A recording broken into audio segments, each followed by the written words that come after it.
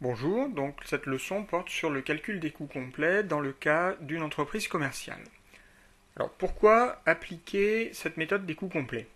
Bien tout simplement parce que la comptabilité générale est insuffisante car elle ne donne que l'ensemble des charges et des produits pour une année donnée sans les détailler pour chacun des produits ou chacune des marchandises vendues par l'entreprise. Par conséquent, le résultat net que nous donne le compte de résultat est un résultat global, tout produit confondu.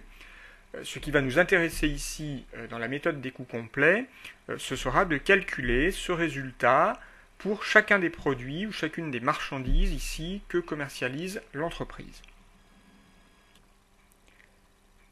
Pour pouvoir faire ce calcul, la première étape de notre méthodologie va être de distinguer les charges directes et les charges indirectes.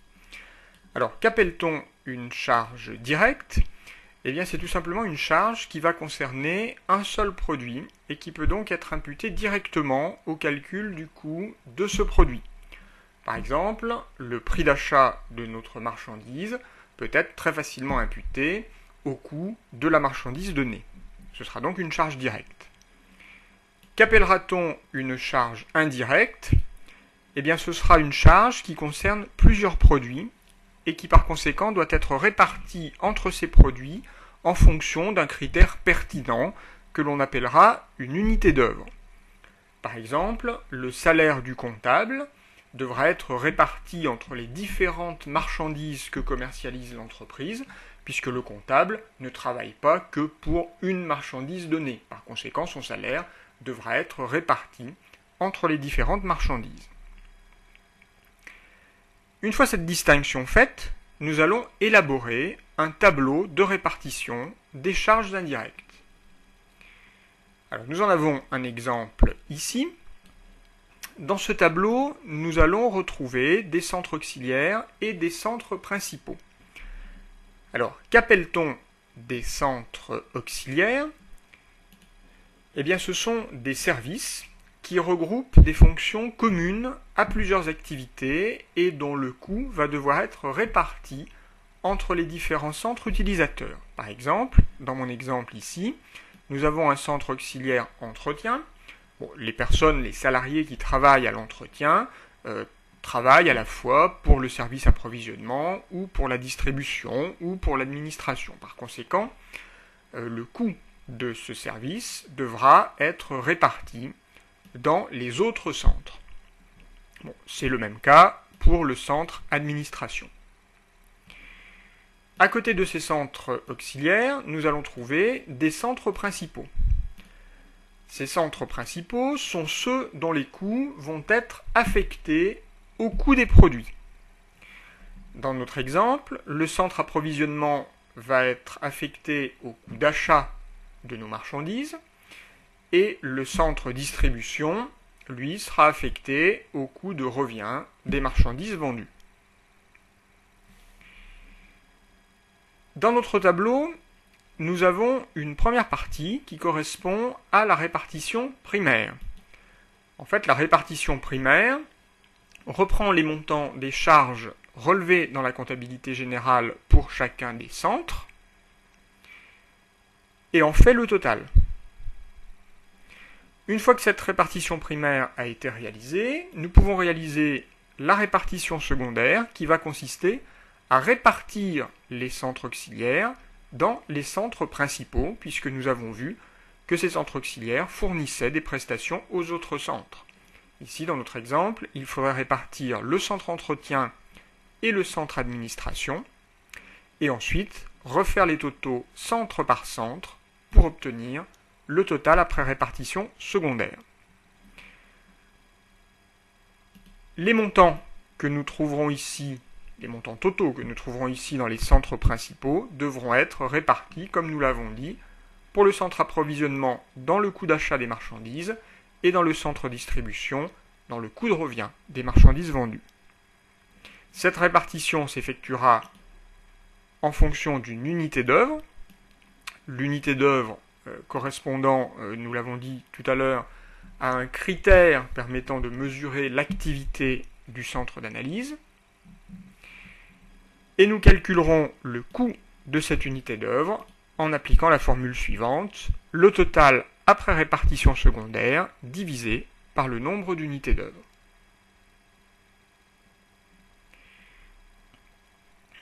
Une fois les calculs des coûts d'unités d'œuvre réalisés, nous pourrons, dans la troisième étape, calculer nos coûts complets. Donc pour une entreprise commerciale, nous allons faire ce calcul en 3 étapes. Première étape, nous allons calculer le coût d'achat des marchandises que nous avons achetées. Ce coût d'achat se composera à la fois de leur prix d'achat, auquel nous allons ajouter des frais accessoires à l'achat, par exemple des frais de transport. Dans une deuxième étape, nous allons calculer le coût d'achat des marchandises vendues, c'est-à-dire les marchandises sorties des stocks au cours de la période. Et donc pour ce faire, nous allons réaliser une fiche de stock. Et dans la troisième étape, nous pourrons calculer le coût de revient des marchandises vendues. Donc le coût de revient reprend la totalité des charges engagées pour l'achat et la vente de nos marchandises.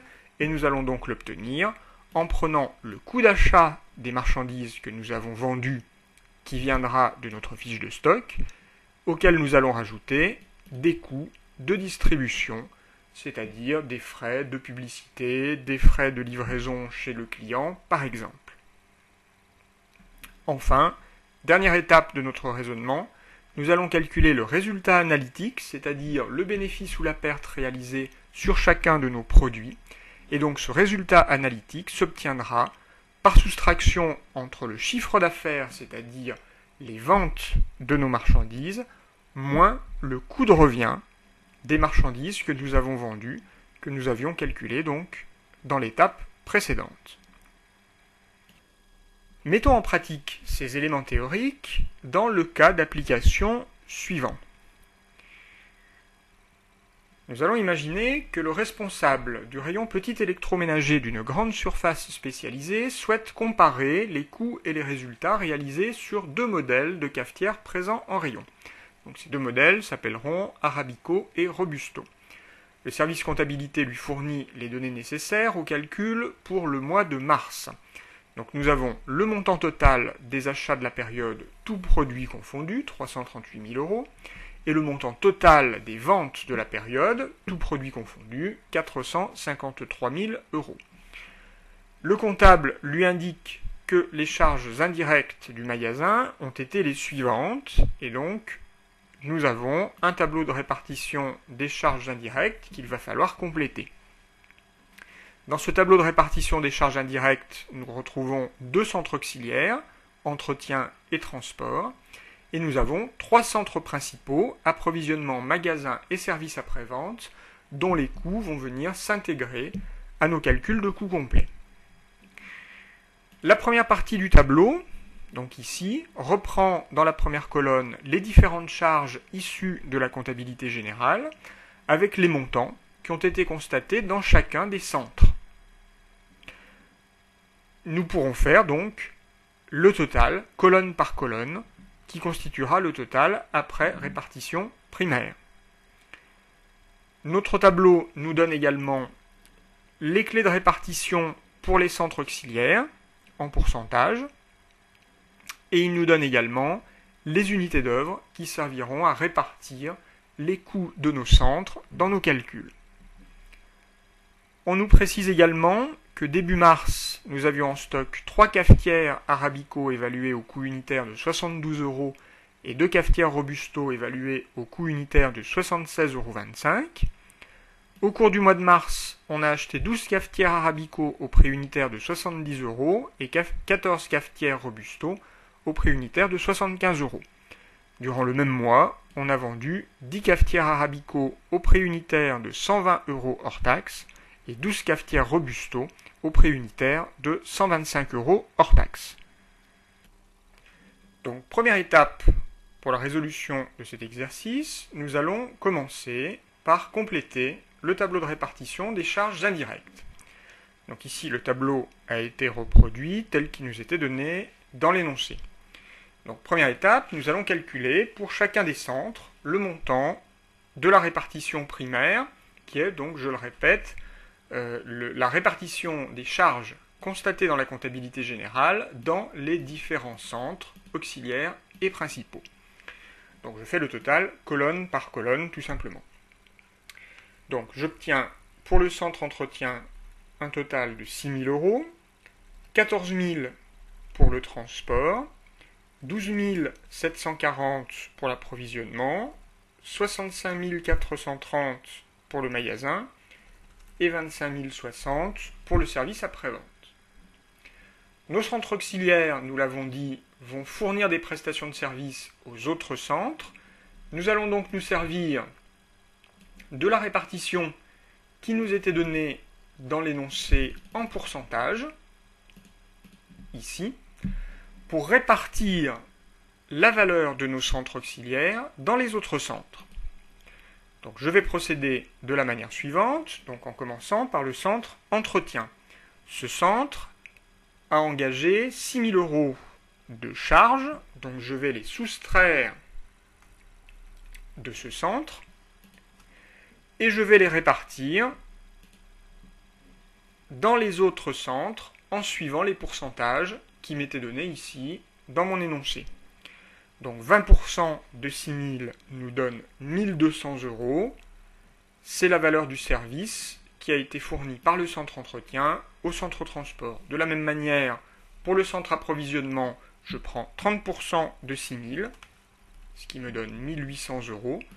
Pour le magasin, je prends 40% de 6 000, c'est-à-dire 2 400 €. Et pour le service après-vente, 10% de 6 000, ce qui me donne 600.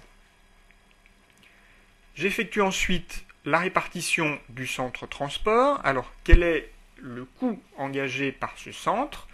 Eh bien, il y avait 14 000 € à l'issue de la répartition primaire, auquel je viens d'ajouter 1 200 €, ce qui me fait un total de 15 200 € que je retranche et que je répartis donc conformément aux pourcentages qui me sont donnés dans les centres principaux. Donc 60% de 15 200 concerne le centre approvisionnement, cela me donne 9 120. 30% concerne le centre magasin, c'est-à-dire 4 560. Et les 10% restants concernent le service après-vente, c'est-à-dire 1 520 €.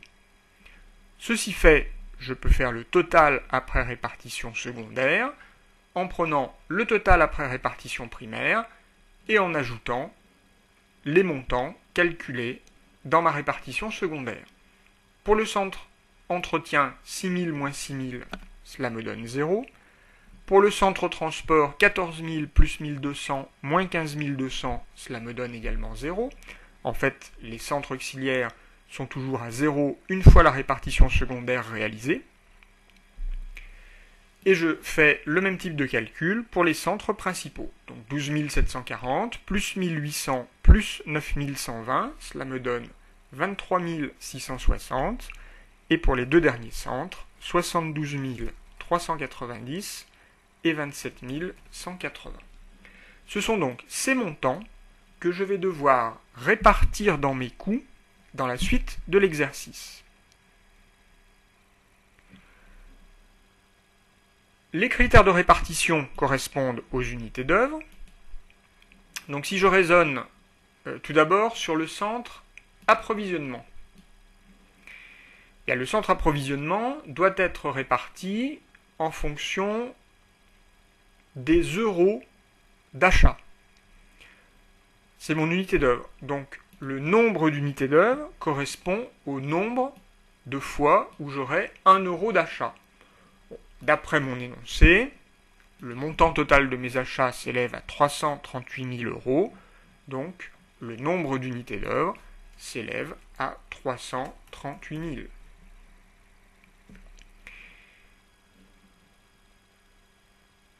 Pour le magasin, l'unité d'œuvre correspond à 100 € de chiffre d'affaires.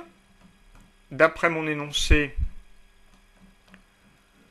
le total des ventes, donc le chiffre d'affaires de la période, s'est élevé à 453 000. Combien de fois ai-je 100 € dans cette somme-là? Eh bien, il suffit de diviser par 100 et cela me donne 4 530. Donc, mon nombre d'unités d'œuvre est égal à 4 530. Et pour le service après-vente, je reporte évidemment le même montant puisque l'unité d'œuvre est la même. J'obtiens mon coût d'unité d'œuvre donc en divisant le total après répartition secondaire par le nombre d'unités d'œuvre. Donc pour le centre approvisionnement, 23 660 divisé par 338 000, cela me donne 0,07 euros. Je procède de la même manière pour le magasin, 72 390 divisé par 4 530, j'obtiens 15,98 euros. Et pour le service après-vente, 27 180 divisé par 4 530, et j'obtiens 6 euros. Concrètement, que signifient ces coûts d'unité d'œuvre? Raisonnons tout d'abord sur le centre approvisionnement. 0,07 euros signifie que pour chaque euro d'achat, mon entreprise aura dépensé 7 centimes d'euros en charges indirectes d'approvisionnement.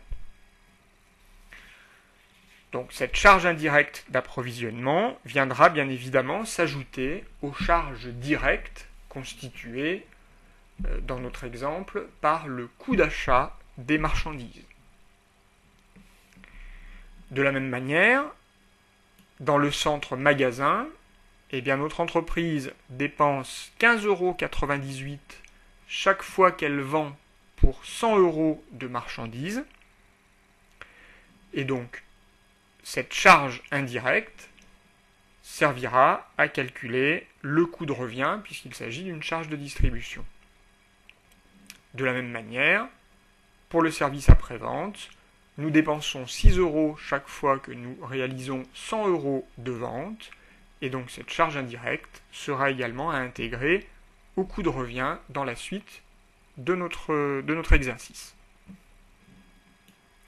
Notre tableau de répartition des charges indirectes étant réalisé, nous pouvons passer à la troisième étape, et donc au calcul des coûts. Donc nous allons commencer par calculer le coût d'achat des marchandises que nous avons achetées.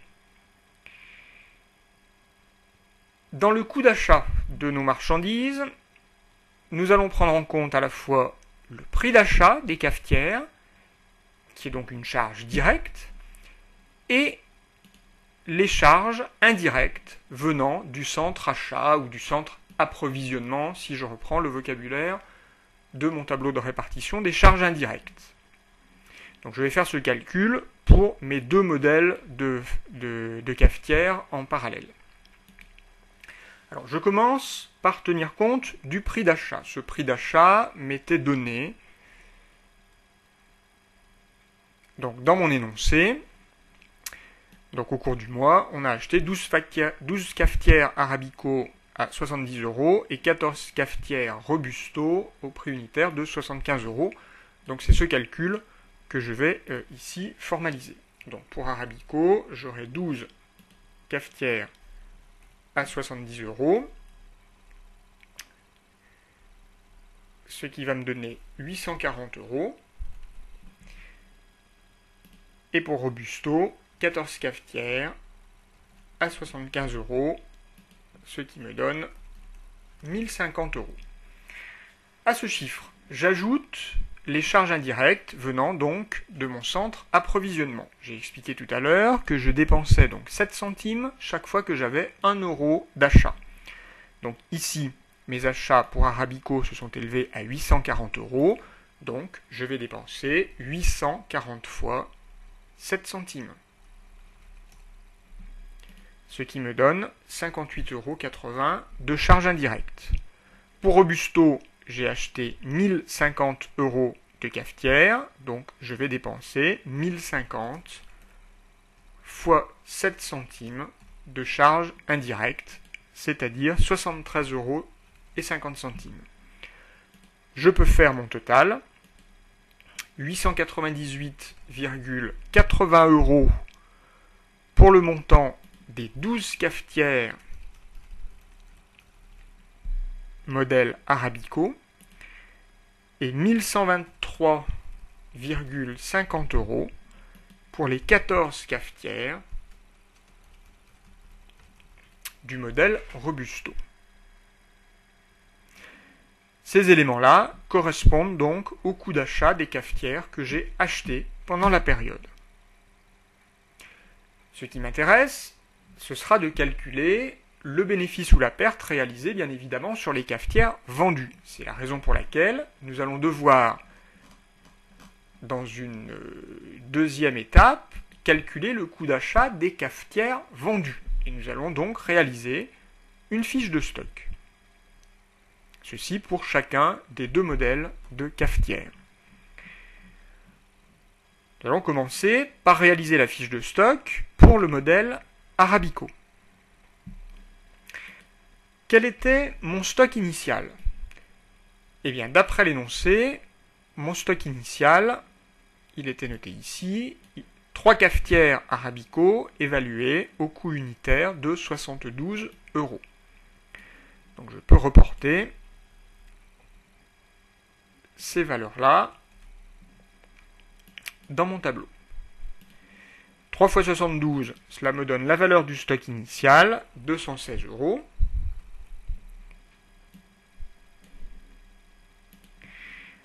À ce stock initial vient s'ajouter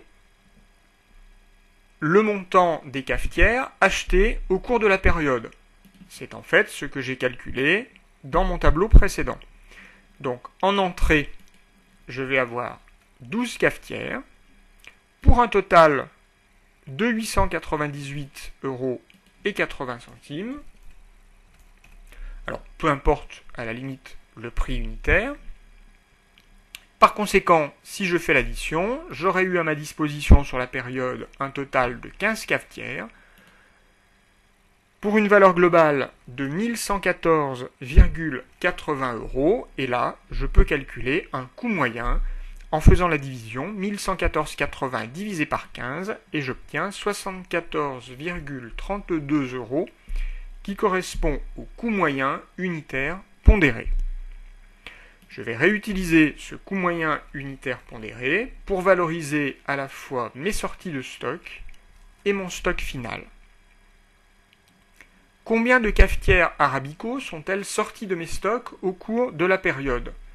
Eh bien, les sorties de stock correspondent aux ventes. On me dit ici que j'ai vendu 10 cafetières Arabico. Donc je reporte une quantité de 10 en sortie, ce qui valorise mes sorties à 743,20 €, et par conséquent, il va me rester 5 cafetières en stock pour un total de 371,60. Pour vérifier que je ne me suis pas trompé dans mes calculs, je peux refaire le total des quantités, je retrouve bien 15, le total de la dernière colonne, 1114,80. Et donc, par division, je retrouve évidemment le même coût moyen. De la même manière, je peux faire la fiche de stock du modèle Robusto. D'après mon énoncé, le stock initial était de 2 cafetières valorisées à 76,25 € l'unité, ce qui me fait un total de 152,50 €. Et en entrée, eh bien, je vais reporter les 14 cafetières qui m'auront coûté 1123,50 €.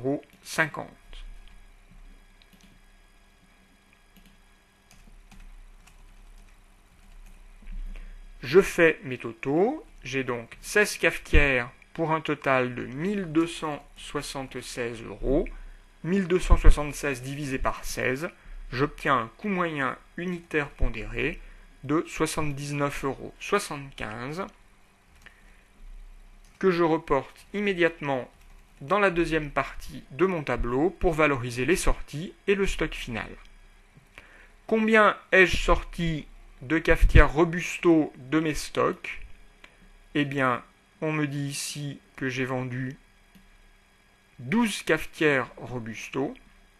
Je reporte donc cette quantité en sortie, et 12 fois 79,75, cela me donne 957 €. J'avais au départ 16 cafetières, il me reste donc 4 cafetières en stock final que je valorise à 319 €. Je refais rapidement les totaux pour vérifier que mon tableau est bien équilibré. Par conséquent, mes fiches de stock me permettent de connaître le coût d'achat des marchandises que j'ai vendues, donc sorties des stocks, qui s'élèvent respectivement à 743,20 € pour le modèle Arabico et à 957 € pour le modèle Robusto. Ce sont ces montants que je vais réutiliser pour calculer le coût de revient des marchandises que j'ai vendues. Il s'agit ici de la troisième partie de mon calcul. Au coût d'achat des marchandises vendues, je vais ajouter le coût de distribution qui, dans mon exercice, se compose de deux charges indirectes, en l'occurrence les charges engendrées par le magasin et celles engendrées par le service après-vente. Donc je reprends dans mon calcul le coût d'achat des cafetières vendues. Pour le modèle Arabico, je reprends les chiffres qui étaient ici. Donc j'avais 10 cafetières à 74,32 €. Donc pour un total de 743,20 €. Pour Robusto, 12 cafetières à 79,75 €. Donc pour un total de 957 €. Et je traite ensuite mes deux charges indirectes. Pour le centre magasin, nous l'avions expliqué tout à l'heure, nous dépensons 15,98 € chaque fois que nous avons 100 € de chiffre d'affaires. Eh bien, quel a été le chiffre d'affaires réalisé sur les cafetières Arabico? Nous avons vendu 10 cafetières à 120 €. Donc 10 fois 120, cela nous fait 1200 €. Donc combien a-t-on d'unités d'œuvre? Combien a-t-on dans 1200 €, 100 € de chiffre d'affaires? Eh bien nous l'avons 12 fois. Par conséquent, je vais dépenser 12 fois 15,98 €. C'est le calcul que je reporte ici. Cela me donne un total de 191,76 €. Je raisonne de la même manière pour le café Robusto, et cette fois-ci, donc, je dépense toujours 15,98 € pour 100 € de chiffre d'affaires. En l'occurrence, j'ai vendu 12 cafetières Robusto à 125 €. Donc mon chiffre d'affaires s'élève à 1500 €. Et donc 1500 €, c'est 15 fois 100 €. Donc je vais avoir dépensé 15 fois 6 € pour le service après-vente.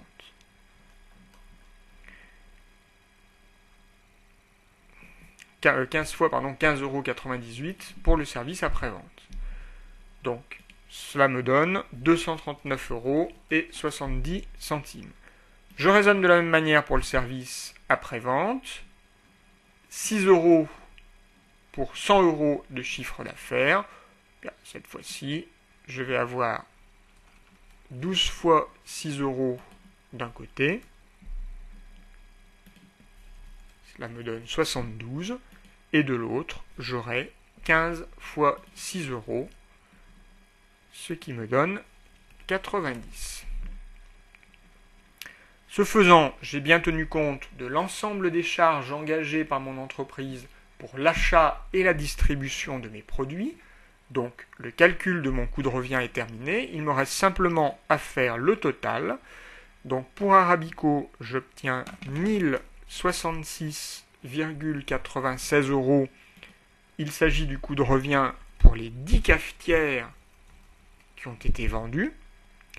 Et pour Robusto, 1361,70 € qui correspond au coût de revient des 12 cafetières vendues. J'arrive à la dernière étape de mes calculs, qui est le calcul du résultat analytique. Donc je vais prendre le chiffre d'affaires, c'est-à-dire mes ventes, et retrancher le coût de revient des marchandises vendues que je viens de calculer dans l'étape précédente. Le chiffre d'affaires d'Arabico, nous l'avons rappelé il y a quelques instants, ce sont 10 cafetières à 120 €. Le chiffre d'affaires de Robusto, 12 cafetières à 125 €. Et je retranche donc de ces chiffres le coût de revient calculé dans le tableau précédent,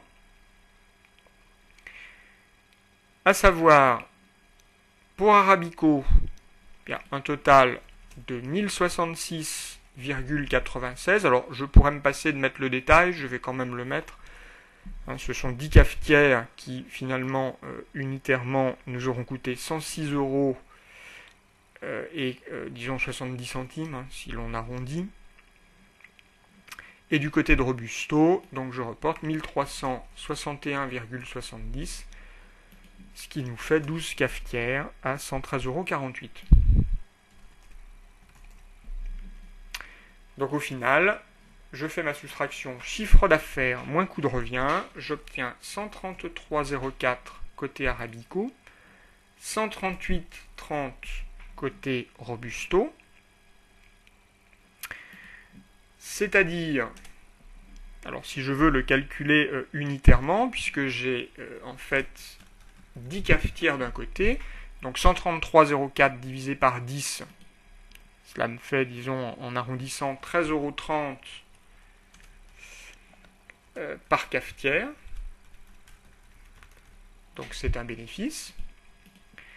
Et de l'autre côté, donc cette fois-ci, je divise par 12 cafetières.